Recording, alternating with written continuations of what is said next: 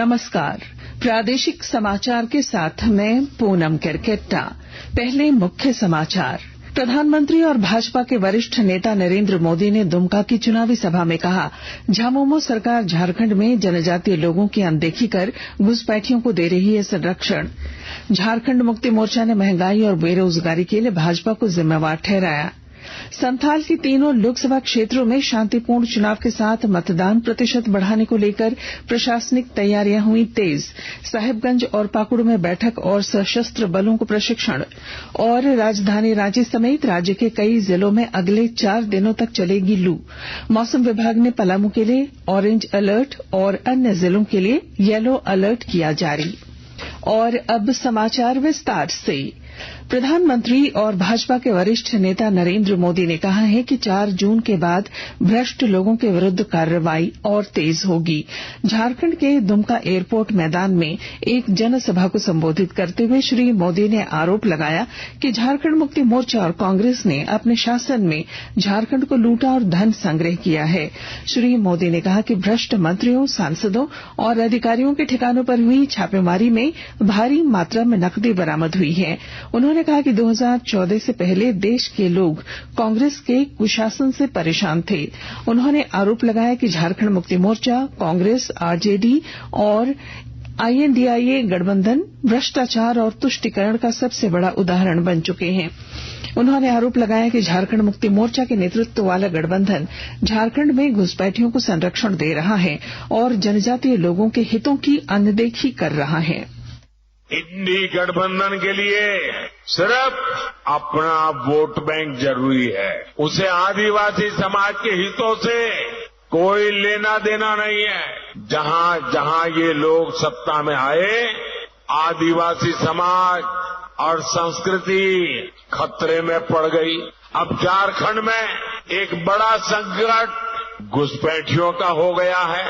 हमारा ये संथाल परगना तो बहुत ज्यादा घुसपैठियों की चुनौती से जूझ रहा है। इसका परिणाम क्या हो रहा है? कई इलाकों में आदिवासियों की संख्या तेजी से कम हो रही है और घुसपैठियों की संख्या बढ़ रही है। आखिर क्यों इन्हें जेएमएम सरकार पाल पोस रही है? बता दें कि 1 जून को होने वाले अंतिम चरण के चुनावों में झारखंड के 3 निर्वाचन क्षेत्रों गोड्डा, दुमका और संथाल क्षेत्र के साहिबगंज में मतदान होगा। झारखंड मुक्ति मोर्चा नेत्री कल्पना सोरेन ने आज पाकुड़ के पाकुड़िया यज्ञ मैदान में चुनावी सभा को संबोधित करते हुए राजमहल से पार्टी प्रत्याशी विजय हांसदा को जिताने की अपील की। उन्होंने आरोप लगाया कि केंद्र सरकार ने झारखंड के साथ भेदभाव किया और इसका बदला लोकसभा चुनाव में जनता लेगी। झामुमो नेत्री ने केंद्र सरकार और भाजपा पर आरोप लगाया कि जब हम अपना अधिकार मांगते हैं तो हमें फंसाया जा रहा है। उन्होंने केंद्र सरकार पर हेमंत सोरेन को साजिश के तहत फंसाने का आरोप लगाया। श्रीमती सोरेन ने कहा कि लोकसभा चुनाव में इंडी गठबंधन की जीत होगी। इस दौरान उन्होंने कहा कि सरकार को महंगाई और बेरोजगारी की चिंता नहीं है। और जिस गाड़ी में बैठ के जाएंगे उसका तेल का दाम देख के जाइएगा और वोट तब आपको कहां दबाना है आपको समझ में आ जाएगा। सिलेंडर का दाम बढ़ गया, तेल का दाम बढ़ गया, गाड़ी चलाने के तेल का दाम बढ़ गया, रोजगार नहीं है पूरे भारत में। लेकिन यहाँ पर में बड़ी बड़ी बातें होती है, बड़े बड़े उद्योगपति, बड़े बड़े अरबपति, खरबपति बहुत अमीर होते जा रहे हैं, लेकिन 140 करोड़ की जो भारत की जनता है उसके बारे में सोचने का भी किसी को वक्त नहीं है। रांची लोकसभा सीट से भारतीय जनता पार्टी के उम्मीदवार और सांसद संजय सेठ ने 25 मई को संपन्न रांची लोकसभा चुनाव में गड़बड़ी की शिकायत की है। उन्होंने कहा कि 1 लाख लोगों का नाम मतदाता सूची से हटा दिया गया था, जिस कारण वे लोग मतदान करने से वंचित रह गए थे। श्री सेठ ने आरोप लगाया कि एक साजिश के तहत राज्य सरकार के इशारे पर ऐसा किया गया है। रांची में आयोजित संवाददाता सम्मेलन को संबोधित करते हुए उन्होंने कहा कि रांची नशे की राजधानी बन गई है। संजय सेठ ने कहा कि 4 जून के बाद उनका पहला काम रांची को नशा मुक्त बनाना होगा। संथाल के तीनों सीटों दुमका, गोड्डा और राजमहल में शांतिपूर्ण और निष्पक्ष चुनाव के साथ मतदान प्रतिशत बढ़ाने के लिए प्रशासनिक तैयारियां तेज हो गई हैं। साहिबगंज समाहरणालय में अपर समाहर्ता राज महेश्वरम की अध्यक्षता में आज मतदाता जागरूकता को लेकर बैठक आयोजित की गई। इस दौरान श्री महेश्वरम ने बताया कि पिछले चुनाव में जिन बूथों पर 50% से कम मतदान हुआ था उन इलाकों में 30 और 31 मई को जागरूकता अभियान चलाया जाएगा।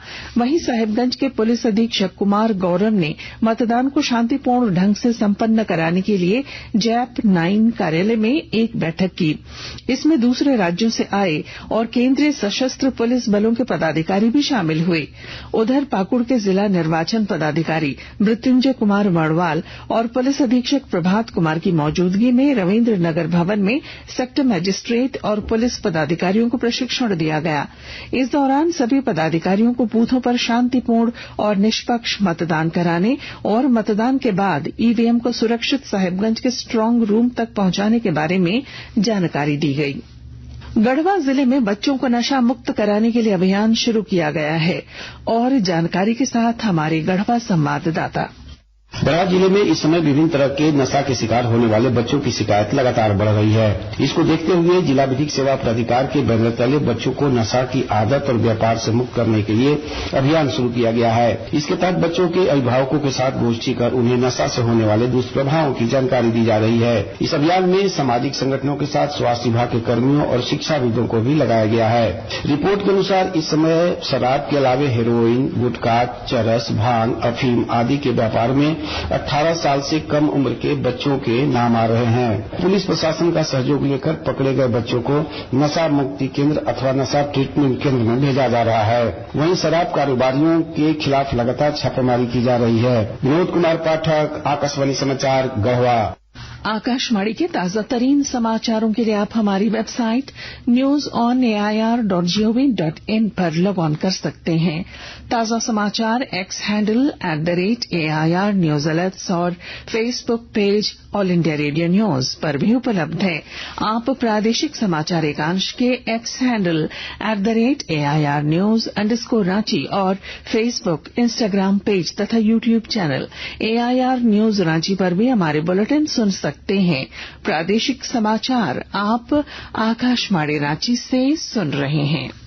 चतरा जिले में फाइलेरिया उन्मूलन कार्यक्रम के तहत 1 से 10 जून तक जिले के सभी 6 सामुदायिक स्वास्थ्य केंद्रों के 12 गांवों में जांच के लिए खून के नमूनों का संग्रह किया जाएगा।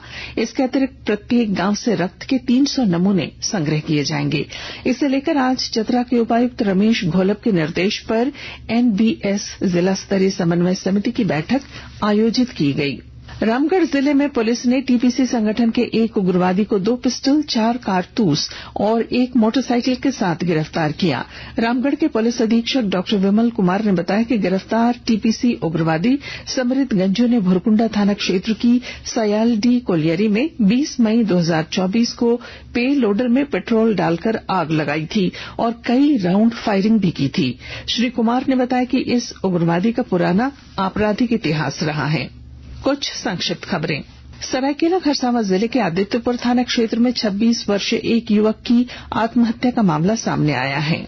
लोहरदगा जिले के सेन्हा थाना क्षेत्र में पुलिस ने छापेमारी कर अवैध बालू लदा एक ट्रैक्टर जब्त किया है। विश्व माहवारी स्वच्छता दिवस को लेकर देवघर जिले के सभी प्रखंडों में माहवारी स्वच्छता विषय पर कार्यक्रम का आयोजन किया गया। जमशेदपुर में गुरु अर्जुन देव के शहादत दिवस के मौके पर आज कई स्थानों पर शरबत और प्रसाद का वितरण किया गया। राष्ट्रीय तंबाकू नियंत्रण कार्यक्रम के तहत 31 मई को वर्ल्ड नो टोबैको डे मनाया जाएगा। इसे लेकर हजारीबाग सदर अस्पताल के सिविल सर्जन सभागार में कार्यशाला का आयोजन किया गया। वहीं 31 मई को प्रभात फेरी निकाली जाएगी। मौसम। राजधानी रांची समेत राज्य के कई जिलों में अगले 4 दिनों तक लू चलने की चेतावनी है। रांची मौसम केंद्र ने कल और परसों पलामू प्रमंडल में हीट वेव को लेकर ऑरेंज अलर्ट जारी किया है। वहीं उत्तरी छोटानागपुर के कुछ जिलों और दक्षिणी छोटानागपुर तथा कोल्हान में हीट वेव को लेकर येलो अलर्ट जारी किया गया है।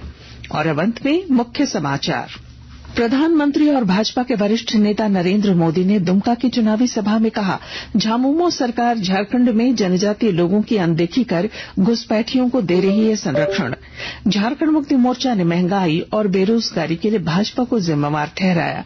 संथाल के तीनों लोकसभा क्षेत्रों में शांतिपूर्ण चुनाव के साथ मतदान प्रतिशत बढ़ाने को लेकर प्रशासनिक तैयारियां हुई तेज। साहिबगंज और पाकुड़ में बैठक और सशस्त्र बलों को प्रशिक्षण।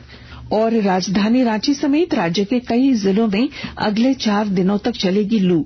मौसम विभाग ने पलामू के लिए ऑरेंज अलर्ट और अन्य जिलों के लिए येलो अलर्ट किया जारी। और इसके साथ ही आकाशवाणी रांची से प्रादेशिक समाचार का ये बुलेटिन समाप्त हुआ। नमस्कार।